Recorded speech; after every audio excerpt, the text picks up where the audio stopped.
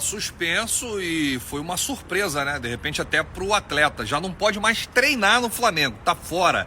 E não tem uma data para um julgamento, um novo julgamento acontecer, né? E poderíamos ter visto pela última vez o Gabriel em campo contra o Fortaleza. Ele fez um gol, foi anulado, mas parece que o Gabriel não joga mais no Flamengo, não. Falei, essa semana vai ser tranquila que não tem jogo. Aí aparece uns negócios E um detalhe... O Flamengo, meus senhores, tem 2 reforços engatilhados.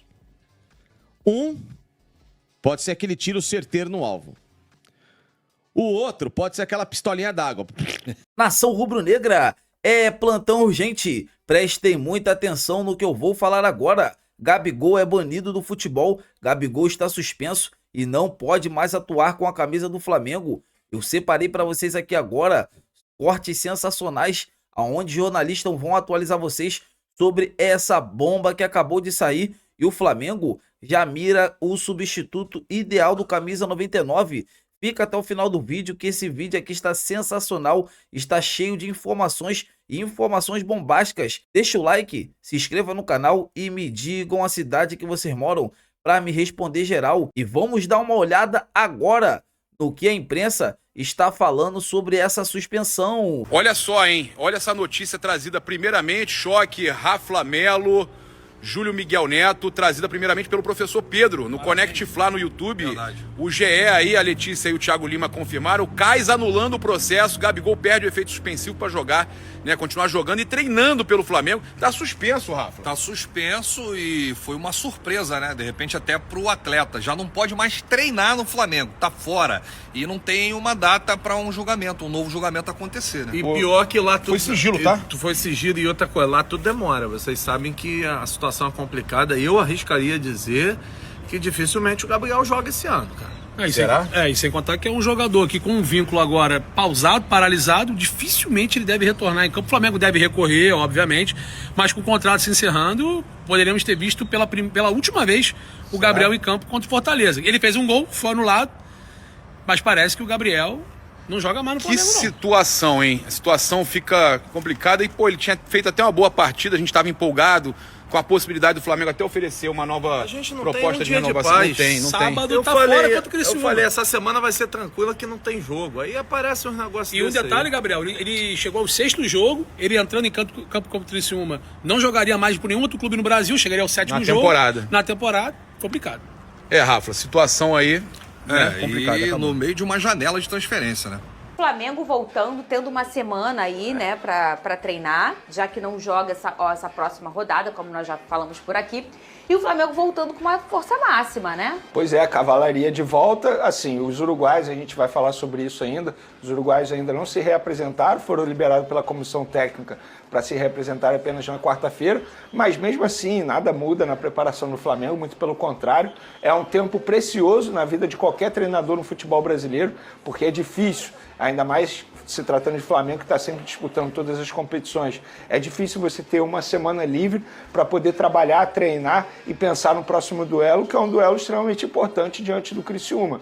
Se o Flamengo quiser ainda continuar brigando pelo título do Campeonato Brasileiro, óbvio, pode tropeçar contra o Criciúma, mas vai continuar brigando. Mas você não pode perder pontos para adversários teoricamente mais fracos, que estão na parte de baixo da tabela. Tal como fez o Flamengo nas últimas rodadas. O Flamengo deu mole em casa diante do Cuiabá. O Fortaleza é um time que bate de frente com muita gente já no futebol brasileiro, mas jogando em casa eu acho que o Flamengo tinha a obrigação de vencer. Não venceu, faz parte. Já falamos muito sobre isso. Agora é pensar no jogo contra o Criciúma com todos os jogadores praticamente à disposição. A única dúvida será o Bruno Henrique, se ele vai conseguir vencer essas dores no tornozelo direito, porque ele ainda sente muitas dores. Tanto é que ontem não foi a campo.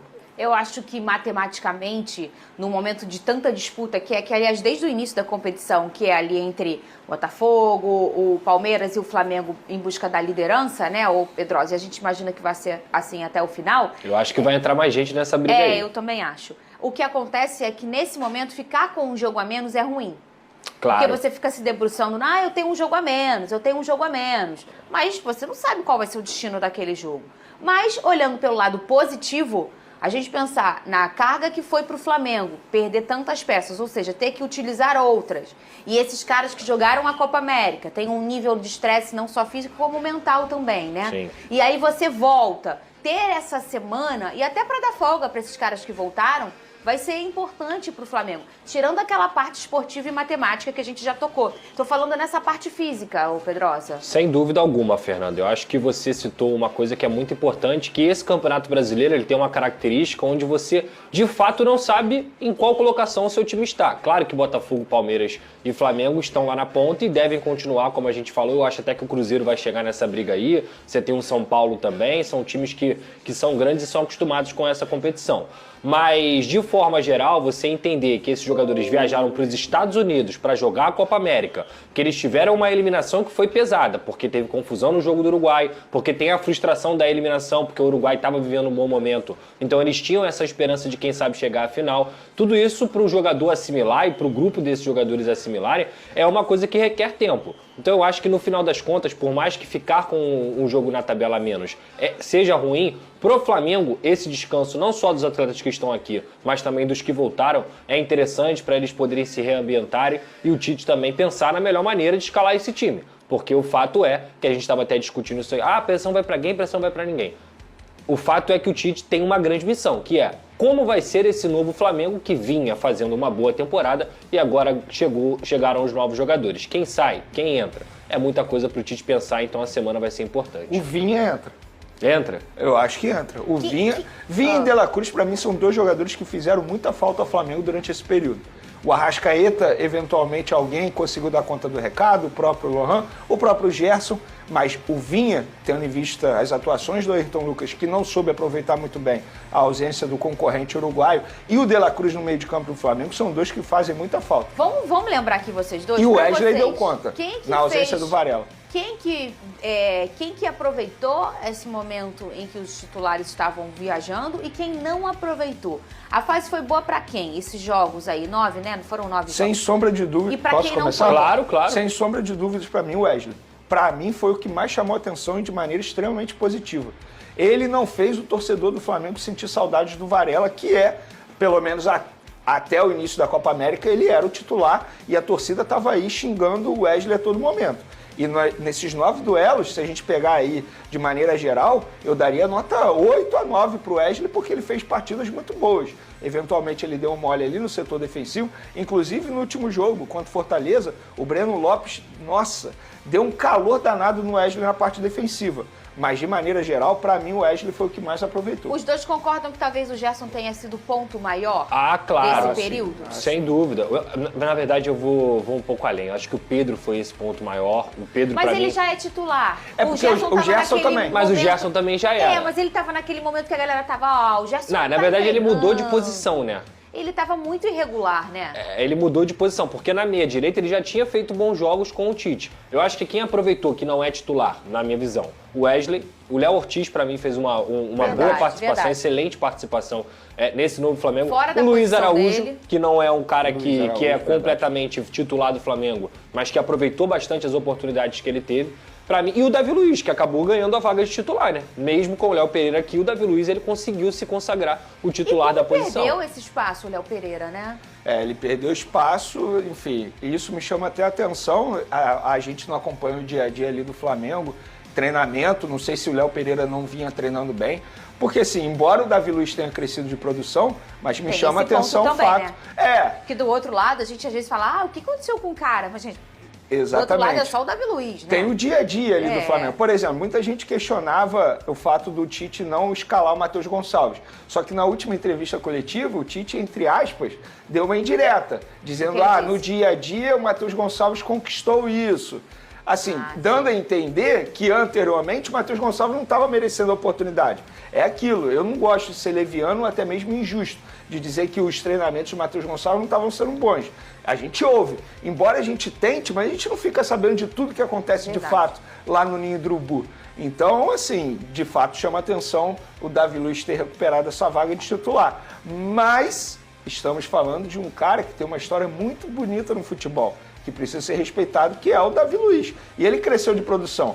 Mas quem ganha com isso é o Flamengo, sem sombra de dúvida. Porque, exemplo, quando o Davi Luiz foi poupado, o Léo Pereira entrou e deu conta do recado. Então, assim, sem nenhum problema. Mas eu concordo com o Pedrosa, por exemplo. O Léo Ortiz conseguiu aproveitar muito bem e fora da posição dele. E assim, a gente fala tanto sobre essa exigência de versatilidade, né? E alguns jogadores dão conta e outros não dão. E tá tudo bem. Tem gente que não vai trocar o lugar e vai jogar bem, vai performar legal.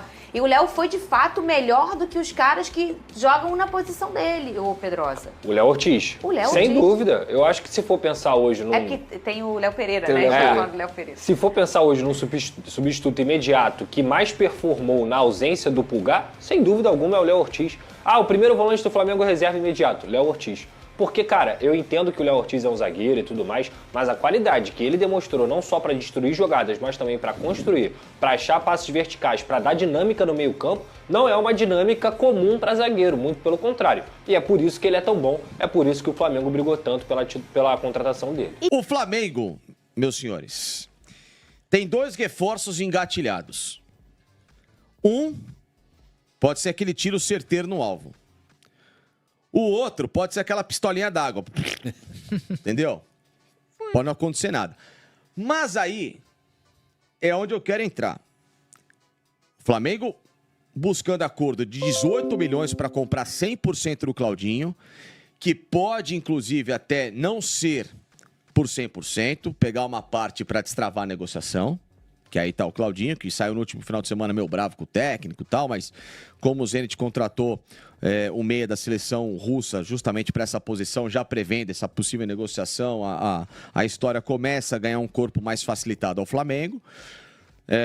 Então a gente pode até destrinchar o que pode agregar esse Claudinho. Bom, pode não, vai agregar bastante, mas como que se escala numa equipe que vai ter uma forte concorrência agora do meio para frente.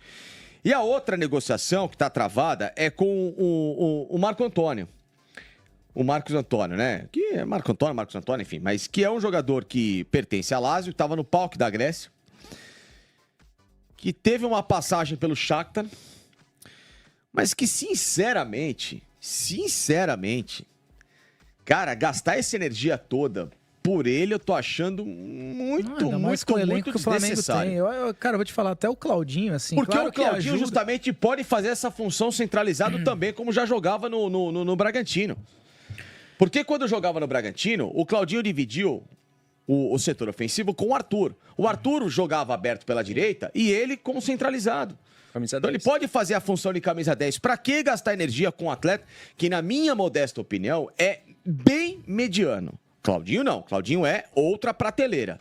Marcos Antônio... eu confesso que vi muito pouco do Marcos Antônio, não consigo nem julgar, mas o que eu acho é que o Flamengo não precisa desse jogador nesse momento. Não. Né? Então, e eu acho que isso é uma coisa que às vezes é pouco considerada, assim, traçando um paralelo, guardadas as proporções. É que nem o Mbappé chegando no Real Madrid. Você fala, vai melhorar o time, mas quem que vai sair, entendeu? Você acha que as pessoas não consideram 12, direito. Né? Não vai dar pra... Não cabe todo mundo. Se o Flamengo não for perder o Arrascaeta, como acho que não vai, o De La Cruz, não vai perder... Já tá falando de Paquetá, ainda vem Claudinho, eu acho que... Sinceramente... Paquetá, não acredito que vem. Talvez o Claudinho seja porque já não andou do Paquetá, né? Eu acho até o Claudinho poderia ser mais útil do que o Paquetá. Porque já tem o Gerson, que é de uma característica parecida ao Paquetá, enfim. Mas eu acho que o Claudinho, se vier, de fato, fortalece ainda mais um elenco que já é excepcional. É um jogador que eu, pessoalmente, esperava mais na carreira dele. Achei que ele fosse um jogador de seleção brasileira, de um grande clube europeu. Ele quis ir pro Zenit, esperava que a guerra fosse explodir, né? Mas mesmo sem guerra lá, os caras não liberam fácil também, né? Só libera pra China ou pra Arábia Saudita. Mas ainda o Zenit, agora, quando estava na vitrine europeia, disputando as competições, muitos jogadores eram convocados para a seleção. Sim, o Zenit sempre teve atletas que foram cedidos à seleção. O problema não foi o Zenit, o problema foi a guerra. Mas eu acho que aí tem a questão, o cara tá na Rússia, uma competitividade muito baixa, tem poucos times bons na Rússia. Hoje em dia nem tem mais, né? Naquela época de CSKA, tal, até tinha um pouco mais de Spartak, enfim. Ele tá numa liga muito ruim, eu acho que isso é um problema também. O cara vem pra cá, não sei se já chega jogando num nível alto de competitividade, enfim, eu acho uma boa contratação se vier. Mas não acho que o Flamengo precise também ficar, 18 se milhões desdobrando. Você pagaria? 18 milhões. Eu acho que se o Flamengo tem condição de fazer esse investimento, eu pagaria. Porque é um jogador a mais, entendeu? O campeonato não para em data FIFA, você perde o Arrascaeta, você perde o De La Cruz, você perde o Varela, você perde o Vinha, você perde o Pulgar, o jogador se machuca. É isso aí, velho. O Flamengo tava lidando muito bem com a situação, chegou a abrir 4 pontos do Palmeiras, hoje está a 1 ou 2 atrás. 2, né? Sim, 2. Então, os caras olhando Abriu o pra bico, isso. né? Eu acho que o Flamengo tá fazendo certo. Eu acho que tá fazendo certo. É que agora os caras voltaram, né? Agora os caras voltam. É. Depois, até voltar, de repente o cara não volta num bom nível. Eu acho que se você tem dinheiro... esse é o ponto. O Flamengo é quem tem dinheiro pra ir. Eu contrataria, entendeu? Olha lá. O Flamengo a 2 pontos do Palmeiras, já ficou a 4, né? Agora, eu mediria o esforço que o Flamengo tá tentando de destravar essa história do Marcos Antônio, que, repito, é um jogador bem nível mediano pra baixo. Eu lembro dele no Shakhtar. Normal, nada, nem nada. Claudinho é diferente, Claudinho é diferente. Não, Claudinho é outro nível. Não, jogou na seleção brasileira que foi campeã. Olímpica. Não. Bateu, inclusive, a Espanha na final, sim, né? 7 jogadores desse time da Espanha que tava lá na Olimpíada. Agora, exatamente, o time campeão da Euro, né? Exatamente. Não, Claudinho, esse talvez seja aqui uma unanimidade na nossa discussão. Eu gastaria, em vez de um esforço, até porque nessa posição, Sormani, o Gerson, se precisar, pode jogar mais à frente, como um terceiro homem de meio campo, e não só segundo. O De La Cruz pode fazer essa função. Tem o Arrascaeta e tem o Claudinho, ou seja, o Flamengo tem 4 jogadores que podem jogar numa posição em que só tinha um, que era o Arrascaeta. E em vez de gastar energia em Marcos Antônio, mas aí gasta energia no lateral direito. Eu acho que o Flamengo poderia, por exemplo, ir atrás de um atacante, pensando já na perda do Gabigol. Já traz um cara agora. Não, acho que até não sei, dezembro eu acho que é uma posição meio resolvida pro Flamengo. Mas, Luiz, pra mim, a posição que hoje a torcida do Flamengo não tem nenhum tipo de certeza, fixação, é a lateral direita. Também. Que é o Wesley e o Varela. O Varela tem jogado, né? Foi pra seleção, aliás, nem jogou, né? Mas ele é limitado.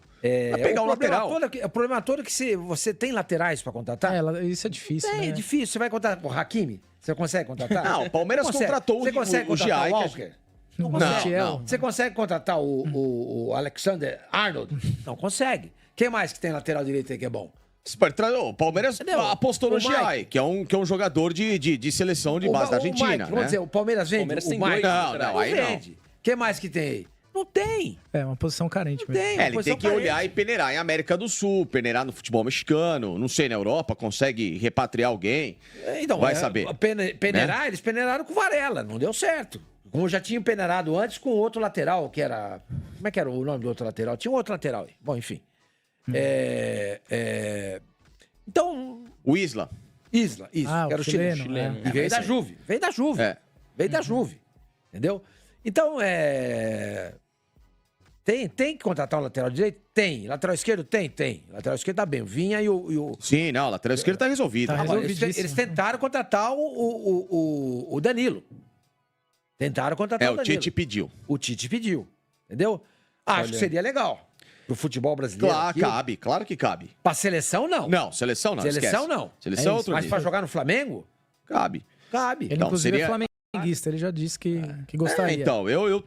Nação rubro-negra, informação urgente. Atacante camisa 99 Gabigol perde efeito suspensivo e está fora dos planos dos próximos jogos do Flamengo. É isso mesmo, a anulação do processo aconteceu por conta de uma falha de intimação da União Federal para o segundo julgamento, que seria realizado no CAS, e por isso o Comitê Arbitral do Esporte não teve outra alternativa a não ser revogar a decisão e solicitar um processo à defesa de Gabigol.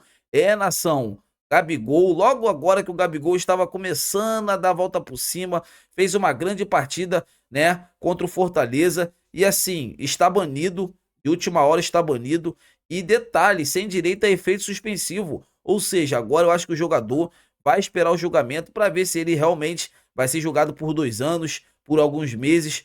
A situação do Gabigol no Flamengo, eu acho que se encerrou, não tenho certeza, se encerrou, até porque, assim, pro Flamengo, pra diretoria, até mesmo pro próprio Gabigol, recorrer a um efeito suspensivo, isso demora, sabe, não é uma coisa rápida, e sendo assim, o Gabigol fica fora do Flamengo, sabe, e com muitas possibilidades de não retornar nessa temporada 2024, que seria uma surpresa para o Gabigol. Já pensou, estamos no meio do ano ainda, jogador não vestir mais o manto sagrado? O que vocês acham sobre essa informação bombástica que acabou de sair? Deixa aqui nos comentários para a gente estar debatendo sobre esse grande assunto. E já pensando rápido, o Flamengo já mira um substituto ideal para o atacante Gabigol e se trata do Gabriel Jesus. A diretoria rubro-negra acredita que o Gabriel Jesus pode ser o substituto ideal para o Gabigol, até porque o técnico Tite gosta e gosta muito do Gabriel Jesus. E assim, o Flamengo não vai medir esforços para formalizar uma proposta oficial pelo atacante que atualmente está jogando pelo Arsenal da Inglaterra. Quero saber de vocês, o que vocês acham sobre essa chegada, essa possível chegada do Gabriel Jesus? Deixa nos comentários pra gente estar debatendo sobre esse grande assunto. Eu tô indo nessa, nação, a qualquer momento estarei de volta. Saudações rubro-negras, fiquem com Deus!